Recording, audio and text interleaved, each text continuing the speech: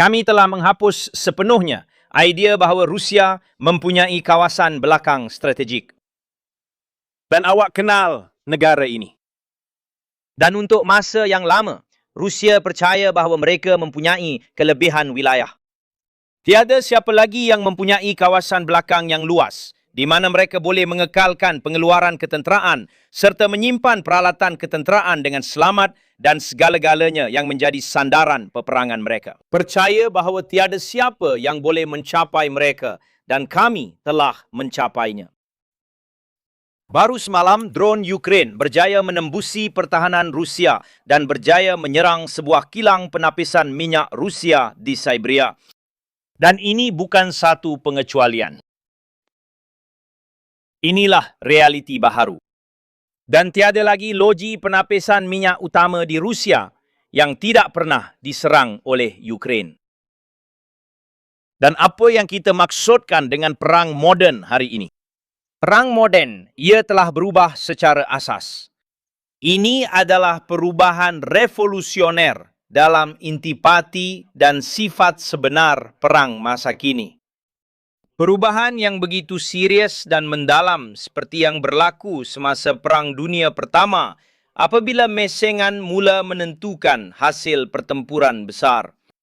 Atau dengan perkembangan peperangan moden menggunakan kereta kebal yang memberi impak begitu mendalam di seluruh Eropah semasa Perang Dunia Kedua, atau juga dengan penciptaan peluru berpandu. Pada masa kini, drone dan teknologi baharu, teknologi moden peperangan jarak jauh, mewakili satu perubahan yang benar-benar revolusioner dalam teknologi peperangan. Jadi di Ukraine, ketika kami mempertahankan kedudukan kami di barisan hadapan dan melakukannya dalam peperangan mempertahankan diri yang sepenuhnya sah, kami kini menumpaskan kira-kira 30,000 askar Rusia setiap bulan. Kuba bayangkan skala sebesar itu. Hanya dalam bulan Jun sahaja, hampir 28,000 askar Rusia telah ditumpaskan. Dan kami mempunyai pengesahan video bagi setiap kes ini yang telah didokumenkan dengan betul. Majoriti besar daripada mereka telah terkena secara langsung oleh drone serangan. Dan sejujurnya, kami langsung tidak berasa bangga dengan perkara ini. Malangnya, kita semua juga sedang menyaksikan perkara ini. Untuk menunjukkan bagaimana perang moden itu, perang yang bukan kami mulakan, tetapi kami terpaksa berjuang untuk mempertahankan negara kami, rakyat kami, anak-anak kami. Setiap hari, perang ini juga menyebabkan kemusnahan sejumlah besar peralatan musuh, logistik, dan kemudahan ketenteraan. Dan sekali lagi, kebanyakan daripada semua ini kami lakukan dengan drone. Drone. Pada masa yang sama, kami sedang melaksanakan kempen untuk memastikan keselamatan Laut Hitam menggunakan drone laut kami. Ini bukan sekadar platform serangan yang digunakan untuk memusnahkan kapal perang Rusia di laut. Drone laut kami kini telah berkembang menjadi platform pelbagai fungsi yang boleh melancarkan serangan dari laut terhadap pelbagai sasaran di darat dan di udara. Pada masa yang sama, kami sedang berjuang di udara di dua barisan utama, mempertahankan Ukraine daripada serangan Rusia dan melaksanakan serangan jarak jauh kami terhadap Rusia. Kerana perang ini, bersama-sama dengan kempen tekanan jarak sederhana kami di seluruh wilayah Ukraine yang diduduki sementara. Berkat terutama sekali drone kami telah membina keupayaan untuk menyerang hingga ke seluruh pelosok wilayah yang diduduki. Dan anda semua dapat lihat bagaimana bentuknya serangan besar-besaran dari Rusia. Ia sangat serupa dengan apa yang kita lihat baru-baru ini di wilayah jiran apabila pasukan Iran menyerang jiran mereka. Drone serangan pelbagai jenis, peluru berpandu dan sejumlah besar peluru berpandu. Peluru berpandu balistik. Kami telah meningkatkan kadar pemintasan kami terhadap drone Shahid Rusia kepada lebih daripada 90%. Ini bermakna beribu-ribu drone serangan Rusia telah ditembak jatuh setiap minggu. Dan dengan segala hormat, tiada negara lain yang mempunyai keupayaan untuk mempertahankan diri daripada drone serangan pada skala sebesar ini. Realiti perang ini telah memaksa kami untuk membina keupayaan tersebut dan hari ini kami mempertahankan diri daripada ratusan serangan drone setiap hari dan malam serta beribu-ribu setiap minggu dan setiap bulan. Sektor pertahanan Ukraine sedang membangunkan keupayaan ini walaupun di tengah-tengah perang berskala besar. Dan kami juga mengekalkan kadar pemintasan yang tinggi terhadap peluru berpandu jelajah berkat cara kami menyusun pertahanan kami. Dan sudah tentu, kepada sokongan daripada, kami berterima kasih kepada semua rakan kongsi kami yang terus memberikan bantuan pertahanan kepada Ukraine. Terima kasih banyak. Dan saya ada satu soalan untuk anda semua. Adakah anda semua benar-benar percaya dengan perkara itu? Adakah anda semua benar-benar fikir wajar bagi sebuah negara dan rakyat yang mempunyai tahap keupayaan pertahanan seperti ini untuk berada di luar NATO? Jika kita sudah mempunyai keupayaan ini, jika rakyat Ukraine sudah tahu bertempur dengan cara tersebut, maka adalah masuk akal jika keupayaan ini menjadi sebahagian daripada pertahanan kolektif pakatan itu. Ini akan menjadikan kita semua lebih kuat. Pada masa ini, kami sudah melihat diri kami sebagai rakan kongsi yang benar-benar boleh dipercayai. Dan adalah wajar untuk kita menjadi sebahagian daripada satu komuniti keselamatan yang sama. Hakikatnya ialah, kita akan terus berada di sebelah punca masalah Rusia untuk jangka masa yang panjang. Ukraine dalam NATO adalah satu sumber keupayaan pertahanan yang luar biasa. Sementara itu, kita menghapuskan sepenuhnya idea bahawa Rusia mempunyai kawasan belakang strategik. Dan anda kenal negara ini. Dan untuk masa yang lama, Rusia percaya bahawa mereka mempunyai kelebihan dari segi wilayah. Tiada siapa lagi yang mempunyai kawasan belakang yang jauh di pedalaman, di mana mereka boleh menyimpan dengan selamat pengeluaran ketenteraan, peralatan ketenteraan dan segala-galanya yang diperlukan untuk peperangan mereka, dengan kepercayaan bahawa tiada siapa yang boleh mencapainya. Dan kita telah mencapainya. Baru semalam, drone-drone Ukraine telah menembusi pertahanan Rusia dan menyerang sebuah kilang penapisan minyak Rusia di Siberia. Ini bukan satu pengecualian. Ini adalah realiti baharu. Dan tiada lagi kilang penapisan minyak utama di Rusia yang belum pernah diserang oleh Ukraine. Saya benar-benar ingin menekankan perkara ini. Berbeza dengan Putin, kami tidak sedang melancarkan perang ini. Bukan untuk keseronokan semata-mata atau demi geopolitik.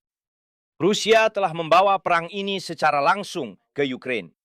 Dan ia sedang meragut nyawa rakyat kami. Ia mahu memusnahkan kemerdekaan kami. Dan kami hanya mempertahankan diri. Sejak hari pertama perang ini, kami mempertahankan diri dan meningkatkan kos perang ini untuk Rusia. Dan dengan berbuat demikian, meningkatkan peluang untuk keamanan. Kami mampu melakukan ini terima kasih kepada ratusan ribu rakyat Ukraine dalam sektor pertahanan penting kami dan ratusan syarikat yang menghasilkan pelbagai jenis senjata moden. Ukraine memerlukannya. Hari ini, disebabkan perkara ini, Ukraine mempunyai keupayaan peperangan drone terbesar dan paling maju di dunia. Dan kami menawarkan keupayaan ini kepada rakan-rakan kami melalui inisiatif Drone Deal. Saya berterima kasih kepada semua yang telah menyertai inisiatif ini dan kepada mereka yang akan turut serta. Inisiatif Drone Deal bukan sekadar pembelian drone, tetapi juga mengenai pengeluaran bersama. Akses yang dipercepat kepada sistem perlindungan infrastruktur kritikal, pertahanan udara, dan sudah tentu kerjasama dalam keselamatan. Dan saya juga ingin mengucapkan terima kasih kepada setiap pemimpin, setiap negara, dan setiap syarikat yang bekerjasama dengan Ukraine dalam sektor pertahanan. Kesatuan Eropah, Turki, negara-negara NATO, begitu juga negara-negara seperti Azerbaijan dan negara-negara Teluk, serta rakan-rakan lain sudah menjadi rakan kongsi kuat kami. Saya berharap kerjasama kita akan memberikan perlindungan yang boleh dipercayai kepada negara-negara kita daripada ancaman. Satu-satunya perkara yang masih perlu kita lakukan di Eropah ialah membina pertahanan yang kukuh terhadap peluru berpandu balistik Rusia. Ia adalah cabaran besar, memang benar. Ini adalah kelebihan besar terakhir Rusia. Dan juga kita, seperti yang kita lihat dalam peperangan di Timur Tengah dan Teluk, ini adalah isu yang sangat penting di peringkat global. Dan saya percaya bahawa Eropah sangat memerlukan keupayaan sendiri untuk menghasilkan sistem anti-balistik dan peluru berpandu yang diperlukan untuknya. Kita semua menghargai sistem Patriot. Ia adalah sistem yang sangat baik, memang sangat baik. Dan ada juga sistem lain. Tetapi peperangan semasa telah menunjukkan bahawa pengeluaran semasa Patriot tidak mencukupi untuk memenuhi permintaan yang semakin meningkat. Untuk perlindungan terhadap peluru berpandu balistik. Ini adalah fakta sebenar dan kita perlu memberi respons terhadap fakta ini. Mereka yang mempertahankan nyawa memerlukan lebih banyak sistem pertahanan Patriot. Kami juga membincangkan lesen pengeluaran Patriot dengan rakan-rakan Amerika kami. Dan saya mohon agar anda menyokong usaha kami supaya perkara ini dapat direalisasikan. Dan satu perkara terakhir. Seperti yang saya katakan, Eropah memerlukan sistem dan peluru berpandu anti-balistiknya sendiri yang berkesan. Dan kerja itu sudah pun dijalankan. Dan saya minta kepada anda semua dan semua rakan kongsi kita supaya memberi perhatian yang sewajarnya kepada perkara ini.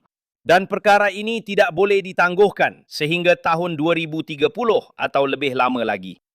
Eropah sangat memerlukan sistem anti-balistik yang mampu milik dan dihasilkan secara besar-besaran. Secepat mungkin. Sejujurnya, hari ini. Dan saya pasti awak setuju dengan saya, ini bukanlah tentang memaksimumkan keuntungan untuk kerajaan atau industri. Ini soal memberikan perlindungan sekuat mungkin di atas segalanya. Perlindungan untuk ratusan juta rakyat Eropah. Dan perlindungan ini diperlukan hari ini, bukan beberapa tahun akan datang. Kami sedang berusaha membangunkan gabungan pertahanan udara dan saya berharap ia akan membawa hasil yang benar-benar kukuh. Sementara perang ini berterusan, tolong bantu kami mendapatkan lebih banyak peluru berpandu pertahanan udara. Ini adalah keutamaan utama kami pada masa ini. Kami mampu melakukan segala yang lain sendiri. Tetapi apabila melibatkan pertahanan udara, kami memerlukan kesungguhan daripada rakan-rakan kami. Tolong, biarlah ada lebih banyak kesungguhan dan lebih banyak keputusan demi pertahanan udara menjadi salah satu hasil utama sidang kemuncak NATO di Ankara ini. Dan saya menggalakkan anda semua dan semua rakan NATO kami untuk bekerja sama rapat dengan kami bersama Ukraine untuk membangunkan keupayaan pertahanan moden dan perlindungan terhadap semua jenis ancaman drone. Terima kasih. Terima kasih kepada semua yang sedang membantu kami, membantu melindungi nyawa. Dan saya tidak boleh mengakhiri tanpa menyatakan rasa terima kasih saya kepada pendirian para pemimpin negara yang dengan jelas menyatakan bahawa Ukraine sepatutnya berada dalam NATO. Kerana NATO bersama Ukraine adalah pakatan untuk masa depan. Pakatan hari ini mesti setanding dengan cabaran dunia moden. Dengan Ukraine, dengan kekuatan industri pertahanan kita, dan yang lebih penting lagi, dengan ketahanan. Dan segala pengalaman rakyat kita. Dan saya sangat berbangga dengan rakyat kita, dan saya sangat berbangga dengan Ukraine. Terima kasih banyak, Perancis. Sekali lagi, atas jemputan yang begitu istimewa ini. Kemuliaan kepada Ukraine.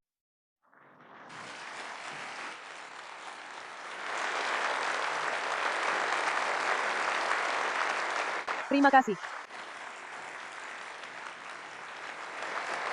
Tuan-tuan dan puan-puan, saya mohon tepukan gemuruh untuk Presiden Ukraine, Volodymyr Zelensky.